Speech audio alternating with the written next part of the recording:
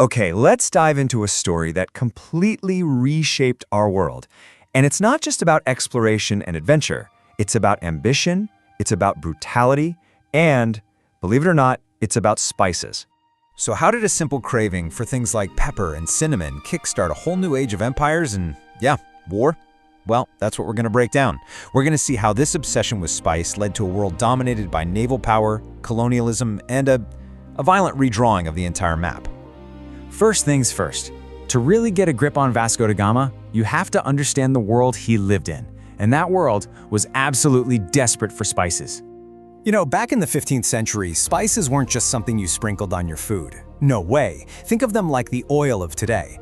They were crucial for preserving meat. Remember, no refrigerators. They were used as medicine, and honestly, they were a massive status symbol. If you had spices, you were rich.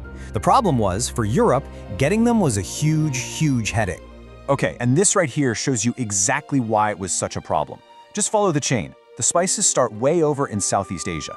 Then, Arab merchants who control the Indian Ocean take over. After that, they pass through the Middle East where Islamic empires tax them heavily. And then, finally, Venetian and Genoese merchants in Europe get their hands on them and create a monopoly. So at every single link in that chain, the price just skyrockets. By the time that pepper got to, say, Portugal, it was astronomically expensive. And for centuries, this was the map everyone in Europe believed in. It's based on the ancient geographer Ptolemy. And look, it shows the Indian Ocean as a giant, landlocked lake. So according to the best knowledge they had, sailing around Africa to get to India? Impossible. Just couldn't be done. It was a dead end. But then, things started to change. New maps, like this Frau Mara map, started popping up. These were based on newer accounts from travelers, and they dared to suggest something radical. What if Ptolemy was wrong? What if the ocean was open? What if you could sail around Africa? And that one little question, well, it was about to change everything for a small country on the edge of the Atlantic.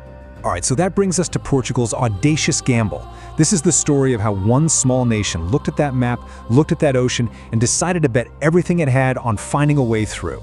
I mean, think about Portugal's position. They're kind of stuck, right? They've got a powerful Spain on one side and the massive, scary Atlantic Ocean on the other. So what do? They lean into it. They turn that ocean from a barrier into a highway. For decades, the Portuguese government poured money into a systematic project, explore the coast of Africa, bit by bit. They developed incredible new ships like the Caravel. And the whole goal, the big prize, was to completely bypass that old, expensive land route and get to the spices themselves. So, you've got this massive, high-stakes national project. Who do you pick to lead the final, most dangerous voyage? Well, this is where we get to the man himself, Vasco da Gama. And you gotta understand, Portugal wasn't looking for some romantic, swashbuckling adventurer. No, they needed a disciplined state official, a ruthless executor, someone who would follow orders without hesitation.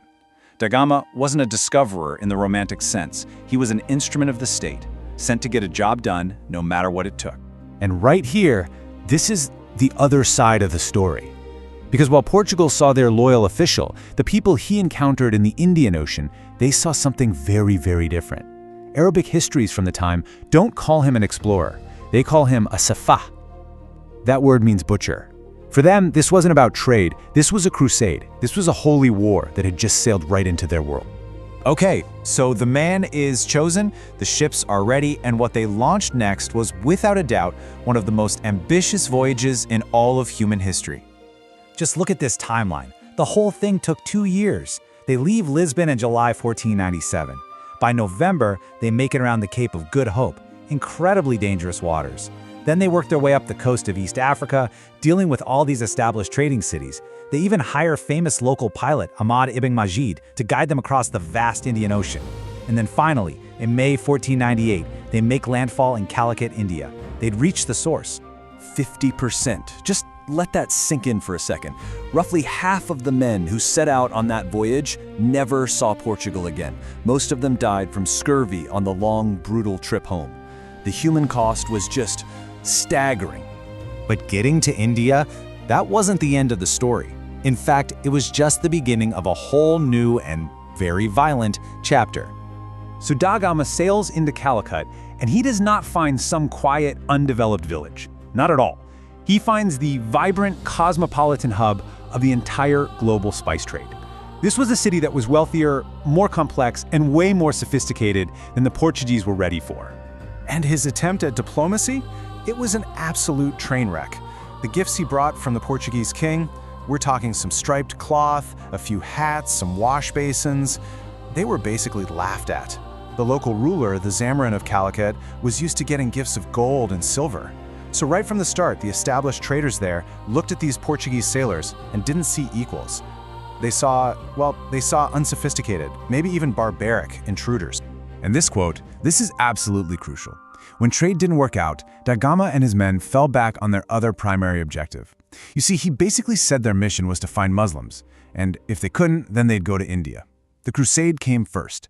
So if they couldn't get what they wanted through trade, they would take it by force. So the Portuguese response wasn't more diplomacy, it was pure terror, designed to shock and awe. On his later voyages, da Gama did some truly horrific things. He captured a ship full of pilgrims coming back from Mecca, men, women, and children, and burned it, killing everyone on board.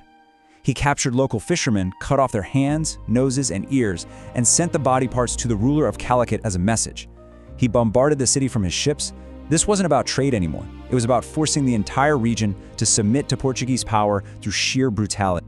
So all of this incredible achievement mixed with this unspeakable violence, it leaves us with two totally different legacies, two completely different stories about the exact same man.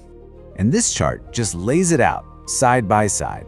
In Europe, especially Portugal, he's a national hero, the guy who opened the sea route, broke the spice monopoly, and founded a global empire.